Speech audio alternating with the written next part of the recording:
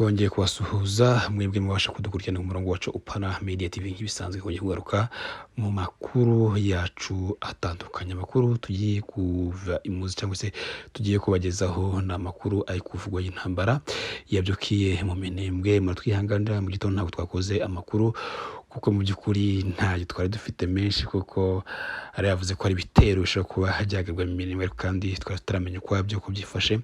Ariko ubu nimugoroba ubwo tumaze kumenya amakuru afatika cyangwa se amakuru y'ukuri, niyo twavuze ngo reka tubagezaho amakuru kugira ngo murare mumenye ko akarere karaye cyangwa se uko abaturage baraye naho baraye nuko byifashe.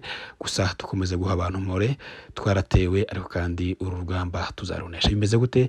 Nibyo tugiye kubagezaho mu kanya gatoya. Reka tubane na Upana Media TV.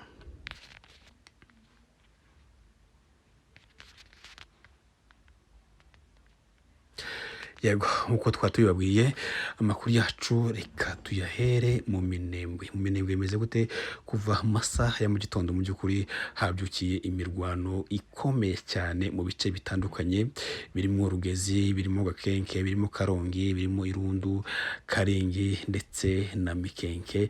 Aho ni ahantu hose hatewe mu gihe cya mu gitondo, nibwo imirwano yabaye mu bice ibi byose ndangije kubabwira, birimo Rugezi, Gakenke, Karongi, Irundu, Karengi ndetse na Mikenke. Aho hose habyukiye intambara ikomeye cyane, ariko turashima Imana ko abaturage bamwe bakiriho bazima. Gusa mu by'ukuri iyi ntambara yabaye ntabwo twavuga ngo bimeze gutya, ngo byagenze gutya bapfuye n'abangaba, ariko murabizi ko intambara zibasiriye cyane n'abaturage benshi barimo kuhasiga ubuzima. Ariko kandi uko bimeze kugeza ino saha nuko muri ibi bice byose mvuze byabaye nk'imirwano.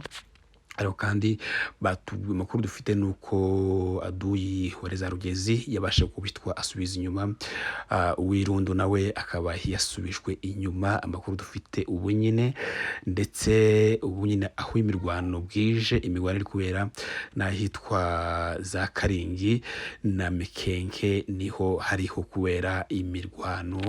Gusa mu makuru twabashije kumenya mu by'ukuri nuko bavuze ko Mikenke yaba yafashwe, ariko kandi amakuru twari dufite nuko abaturage bose ba Mikenke bari bahunze, bamaze guhunga baje mu bisambo bitandukanye, abandi berekeza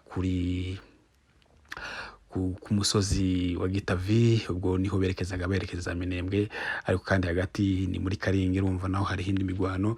Gusa abaturage nyine bahungiye mu mashamba yaho ngaho, mu bihuru byaho ngaho, kugira ngo barebe ko bakiza ubuzima bwabo batewe n'ingabo za leta zifatanyije n'igisirikare cy'u Burundi. Rero igisirikare cy'u Burundi mu minsi twabwiye ko babonye ramfort ikomeye yarivuye mu Bibogobogo, aho bose bamaze kuhagera. Rero baramaze iminsi igera kuri 4 batari gutera. Mu by'ukuri bava ko bazasakiza imirambo y'ababo bari baguye Irundu ndetse no mu Karingi na Gakenke. Benshi bari bahaguye, urumva hari bakiri mu bihe byo gushingura babo, ariko kandi bongeye babyuka kandi n'izindi imbaraga. Mu by'ukuri indege irarasa mu kirere, ubwo navuga amadrone, ariko abandi nabo bagaturuka bakagwana kuyubutaka. Ariko kandi Imana ntijya yiburira. Muzi ko byagenze ubushize, ntabwo ari amakuru twakomeza kuyasobanura uko byagenze ubushize, kugira ngo Irundu cyangwa se Karingi ushize ivemo ibintu bitari byoroshe, ariko habayeho ibitangazo umuntu atasobanura undi muntu ngo abyumve. Wenda nk'abari hariya nibo batubwira kujya bimeze, ariko kandi amakuru twahawe hariya nuko mu by'ukuri habayeho kw'Imana gukomeye cyane. N'uyu munsi wo kw'Imana ntabwo kwacitse, kuracyariho nuko kugiye kugwanirira Abanyamurenge, kandi Abanyamurenge ntibazava iwabo. Bamwe mu bakozi ba Gisegeti bavuga bahawe ijambo muri Kongo, batemera ko bene wabo bari kwicwa, batangiye gutangaza avuga ko ngo Mikenge yafashwe, kandi ngo abaturage ngo bagume hamwe, ngo baraza kubarindira umutekano. Mu by'ukuri ibintu bisa n'ugashinyaguro. Iyi Mikenke yasenywe nabo, n'ubundi twaba twibaza impamvu ababaje kuyubaka kandi ari bo bayisenye. Iyi Mikenke yari igizwe hani n'umuhana w'Ababembe ndetse n'umuhana w'Abanyamurenge. uyu mwana w'abanyamurenge yari inkambi, yari mu mazu y'abadeplase bajya bava mu bice bitandukanye, ariko kandi uyu muhana w'ababembe nawo nta mubembe wari ukiwurimo, hari harimo amazu y'ababembe make ashoboka kuko abenshi bari barahunze, ahubwo kuva aho twigwaneho yari yamaze gufata kari agace kose, bamwe batangiye kugaruka bizeye umutekano. Kandi ubwo intambara yabyukaga, amakuru twabasha kumenya nuko abaturage b'amoko yose babashije guhunga. Biravugwa ko FARDC ndetse n'ingabo z'abarundi zaba zafashe amatongo, abo bakarizo ziri kuyobora amatongo. Ubwo andi kuvuga bavuze ko bafashe mu gice cyo cegereye ngo ku ibitaro bya Mikenke, hanyuma ngo abandi bakaba bari hakurya. Hariho inkambi y'abanyamurenge, naho aduyi ari ni naho bakiyabagwanira kugeza isaha. Nubwo bivuga ngo Mikenke yafashwe, ku by'ukuri ntabwo yafashwe, ngo intambara yahagaze kugeza amasaha y'umugoroba wa joro twavugaga. Hari akiyahumvikana imbunda ziremereye n'amasasu menshi cyane, gusa ntabwo turi buze kumenya, ntabwo turi bumenye, turabumenya ngo ninde uri buze kuba yatsimbura undi muri iri joro, cyangwa se bose bamwe barara hakurya abandi barara hakuno, wenda ejo mu gitondo hazozuka indi ntambara. Ariko amakuru dufite mu by'ukuri yizewe nuko Mikenke ku bitaro ubu nyine hari ingabo za FARDC n'abarundi, ariko kandi hakurya yaho abahazi bari guhita babyumva, hariho ingabo za Twirwaneho AFC nizo ziri kurinda. Gusa ahantu hose nta gutarabuka, kuko Twirwaneho aho ngaho irinze abaturage bahungiye mu bihuru kugira ngo abarundi n'ingabo za FARDC zitabarasira mu bihuru. Ariko kandi amakuru dufite nuko abaturage bashoraga imisozi babuze aho berekera, bari kurasukwa n'amadrone, bakarasukwa n'ingabo za leta bakoresha intwara zikomeye. Mu by'ukuri ukibaza uwo wabuje gutabara, warangiza ukamurasisha amadrone ndetse n'imbunda ziremereye, ico waba umugamijeho. Sinzi niba bakeneye kuba barinda imirambo cyangwa se barinda za kajorite bamaze kurasa. Ariko kandi ndagira mbabwire ko imurenge hatazashira burundu, nubwo basenya hanini, ariko kandi ntabwo hazashira, hatari cyizere.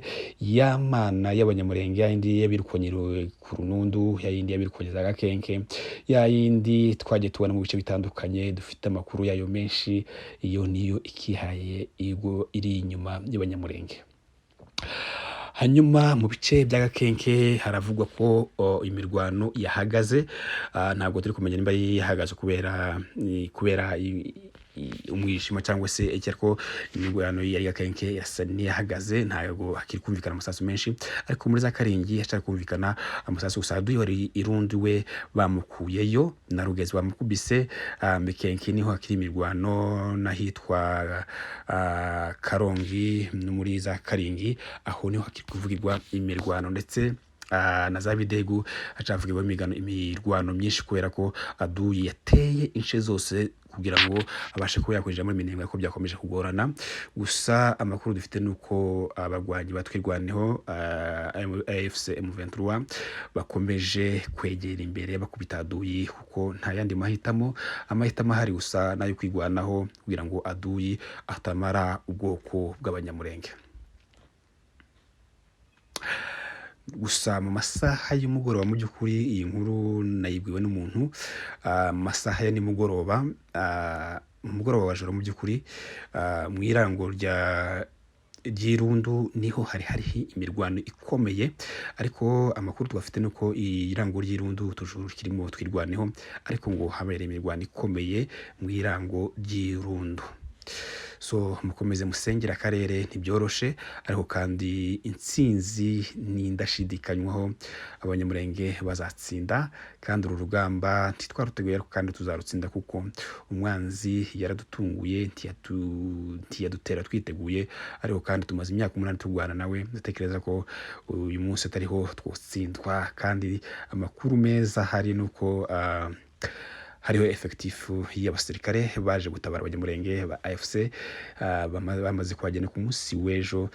Biravuga ko hari uburyo babashije kubona izindi mbaraga zidasanzwe, kandi nabyo tugomba kubishima Imana mu by'ukuri.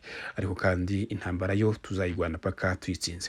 Gusa bavandimwe, mukomeze mwihangane kandi mukomeze musengera akarere, timuryame mudasenze, kuko umwanzi we yarahagurutse we rimwe, ntafite gusubira inyuma. Iyi ni Upana Media TV, ntabwo twabageza amakuru y'ukubesha, tubageza amakuru dufitiye ukuri kandi dufitiye igihamya kugira ngo abantu babashije kuba bamenya ukuri. Iyi ni Upana, mugira amahoro kandi murare neza, ndetse twifurije na bene wacu gukomera kwihangana. Abana baraye mu bihuru benshi, ababyeyi baraye mu bihuru, abamama baraye mu bihuru, hari imvura nyinshi, hari igihu cyinshi, hari ubukonje, ariko kandi ni ukwihangana kuko umwanzi niko asanzwe ameze, ntatera mu gihe cy'amahoro, nako ntiyifuza amahoro, nta nubwo agambirira amahoro, iteka agambirira ikibi. Harakabaho Twigwaneho, harakabaho Abanyamulenge, harakabaho Minembwe iwabo, harakabaho Plateau yose. Mugira amahoro kandi mukomeze kwihangana.